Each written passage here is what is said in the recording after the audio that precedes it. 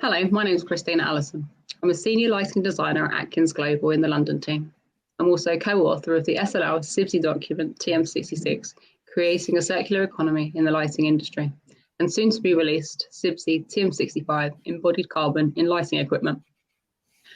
I'd like to give you a brief overview of the two metrics that I've been part of developing, what they offer designers and alike, and how they fit into the metric landscape for the lighting industry. But before we get into that, I want to remind ourselves of why we need to do this and think about adjusting the way we approach projects. These types of images are not unfamiliar. They are shown to us on a regular basis on the news and other forms of media. They tend to be used in an attempt to summarize the global warming situation. But unless you live in an area that has cyclones or forest fires or extreme drought, it can be hard to appreciate the extreme weather changes that are happening in other areas of the world, how they affect us, and how we can do anything. So we can go over our head. It becomes overwhelming and we can switch off to it all. But we can do our bit. So to help us put that into context in our jobs as lighting designers or lighting professionals, we can use guidance and tools to help us improve our approach and make us more effective in achieving designs with the lower embodied carbon, with less environmental impact, and in fact have a positive effect on our designs. I was thinking about the four most important elements that support the success of such guidance and tools, and I came up with this. Accessibility. These tools must be affordable and not too expensive, or they won't be adopted. They need to have a simple to use way or people just won't use them. Consistency. The output must give results in an easy to follow and understand format and use the same terminologies. Accountability. The results are only ever as good as the information provided, and therefore making sure that the data is trustworthy and transparent gives the credibility needed for them to be used. And all of this is only achievable if we're all working towards common goals. So collaboration is key.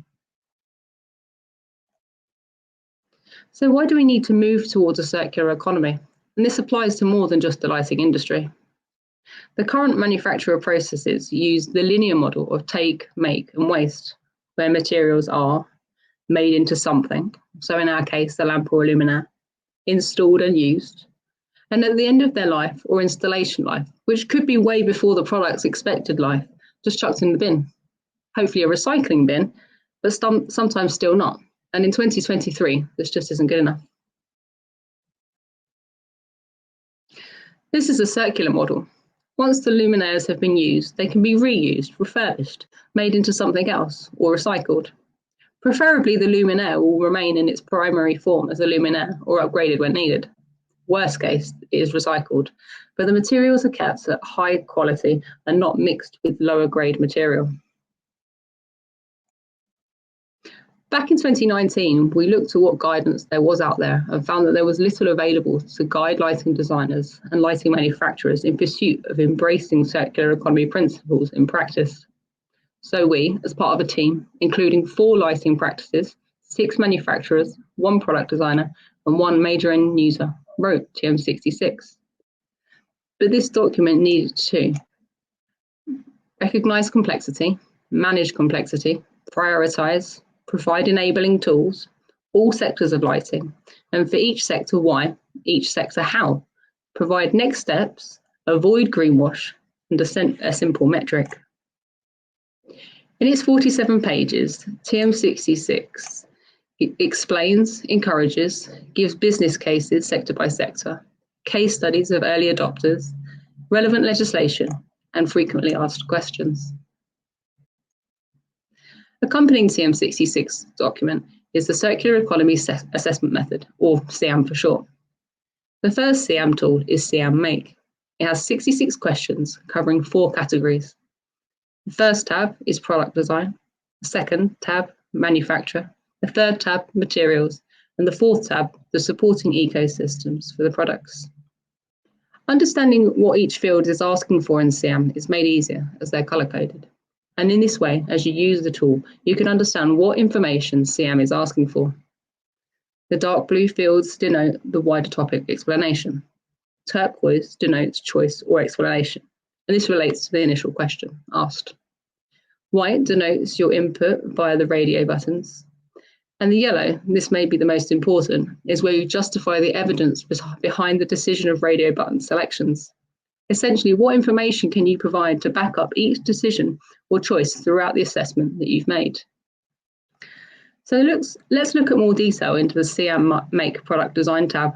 This is split into 4 main sections covering product design, manufacturing, material, and ecosystems. Each of these are split into a series of weighted criteria. For example, here I show product design selection, which assesses 31 criteria across 12 areas.